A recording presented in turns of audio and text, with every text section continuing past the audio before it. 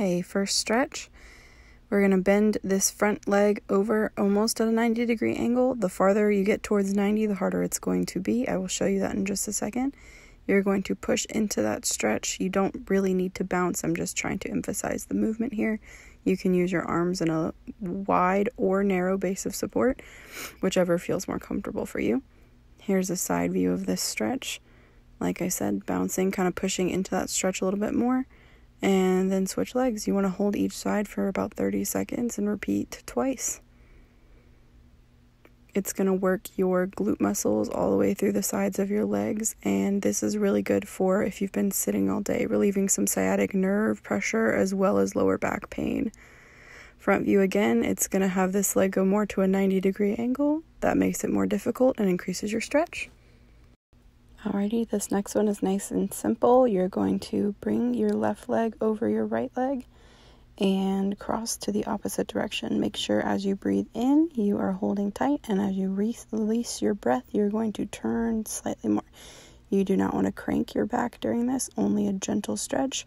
That back arm should be used merely for support. Then you're going to switch and do the same thing to the other side. Gentle resting on both arms and twisting of the back. Make sure you are being gentle. You do not want to tweak something. Hold these for about 30 seconds each side and then repeat. Alright, good old butterfly stretch here, people. You've probably seen this before, nothing new. Toes together, and make sure your knees are parallel to the floor. If you need to bring the toes farther away from the body to keep those knees flat, do that, please.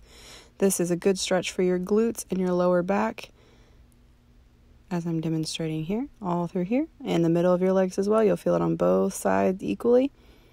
When you lean forward, you're going to be stretching that lower back. You're going to guide with your hands and crawl forward until it feels comfortable, and then you're going to slowly lower your head down and hold that for about 30 seconds. We're going to do this 2 times as well.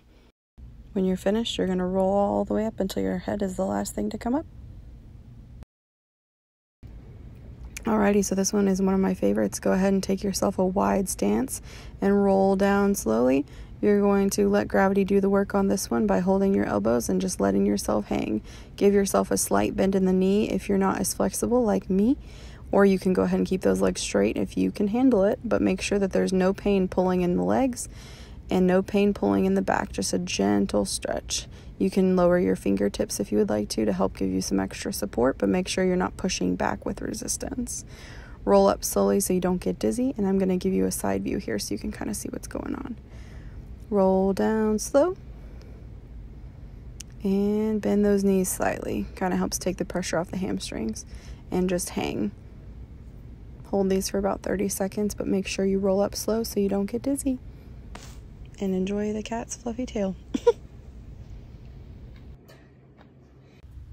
Alright, this last stretch here, we're going to make sure that we have our right ankle over our left knee. You can push down with that right arm as I'm doing right now, and if that's enough of a stretch, stay there. But if it's not, we're going to reach through and lace our fingers under our left knee. Don't hold right on the joint, hold just below. And make sure you try to keep that foot flexed back so that you're protecting your right knee joint as well. We're going to hold that for about 30 seconds before we switch to the other side, and you're going to cross the left over the right. Push it down. If that's enough, again, stay there, and if it's a little too easy, go ahead and reach through your legs.